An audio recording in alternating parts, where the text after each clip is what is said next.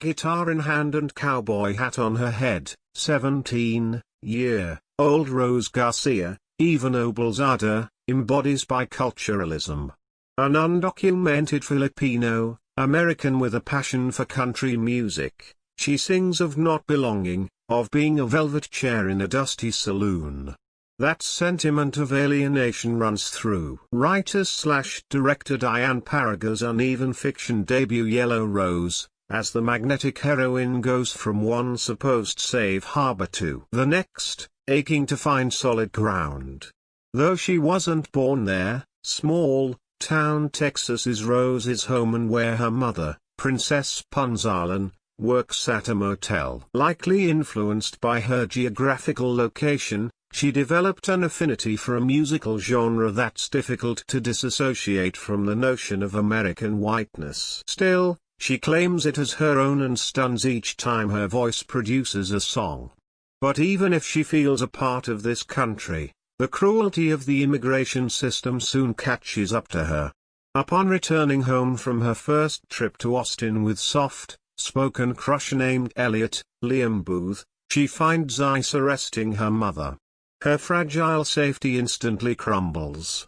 Stakes are immensely higher here than say for the young women in incomparable journeys to break into the entertainment business like in Wild Rose, a closely akin example, or A Star is Born, since neither of those characters face the looming threat of racial discrimination or of being deported to a country they barely remember.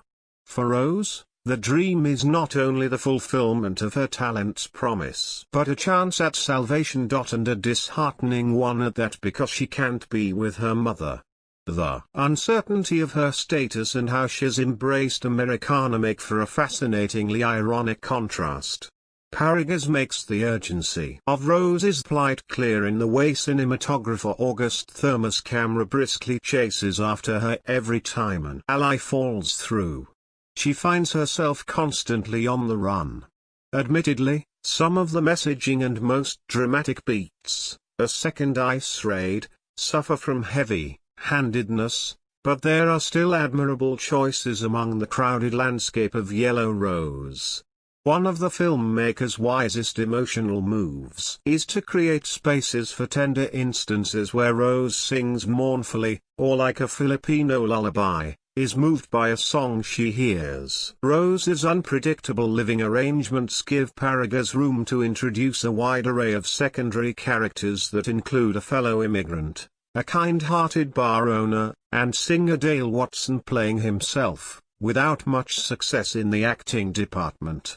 Yet, the one encounter that deserves further examination is that with her aunt, Lea Salonga, who's married to a wealthy white man uninterested in helping Rose. The aunt's regret for having disappeared from her Filipino's family's life in exchange for a comfortable existence in the suburbs speaks to the cost of assimilation as a pathway to socio-economic prosperity. A bona fide star making her film debut, Noblezada beckons our attention with a turn of grave distress and charming effervescence. Her presence salvages the movie from its own stiltedness on multiple occasions. The singer and actress doesn't enjoy the powerhouse moment that Jessie Buckley's character experiences at the end of Wild Rose with a tune like Glasgow, but their trajectories are similar. They both go from staring failure straight in the face to accepting an imperfect version of their dream.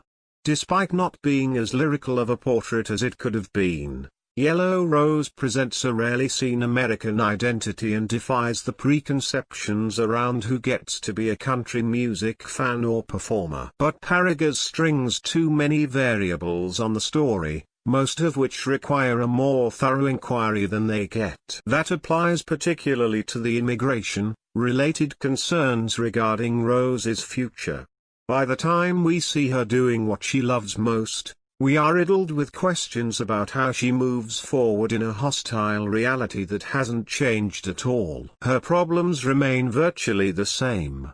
In the end, the neatly wrapped resolution amounts to a sense of incompleteness, like a concert that leaves you waiting for an encore.